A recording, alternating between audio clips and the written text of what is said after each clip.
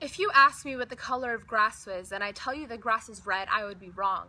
Because grass is green and that's a fact, and no one can argue with the fact. If you asked me who the fourth president of the United States was and I told you it was George Washington, I would be wrong. Because the fourth was James Madison, and that's a fact, and no one can argue with a fact.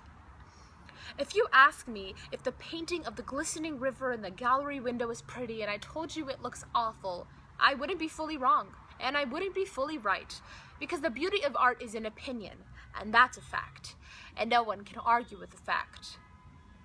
But if I ask you if I look nice in my sundress and you tell me that fat girls can't look nice in a dress, you would be right, wouldn't you? Because isn't that what Vogue is saying? Isn't that what's being written all over the internet, our hearts, our minds?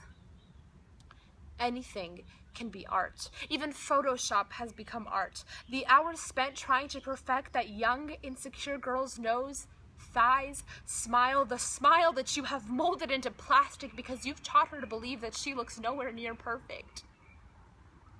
Magazines and tabloids are art. The art of unrealistic expectations. But whatever happened to the art of natural beauty? You expect me to have an invisible waistline and high cheekbones and skin so soft and tan that it's burnt to a crisp. Because that's what you're doing to me. To all of us. We are burning with desire to be what you want us to be. We are burning with hatred at the monster that we see in the mirror. We are burning to a crisp. Crying, praying, sacrificing to match the definition that you have stitched onto our brains. The thing with art is that it's not just a painting or a clay pot or a sketch. Art is anything. Art is the million different shades of green in your eyes and the curve of your mouth when you smile, and art is also the way that you stomp on the concrete sidewalk or skip through the green grass. Your body is art, your face is art, and you are art. And you are entitled to feel like art, whether you're 4'2" or 6'8". You are entitled to feel like art, whether you have a muffin top or skin so taut that your ribs poke out just a little.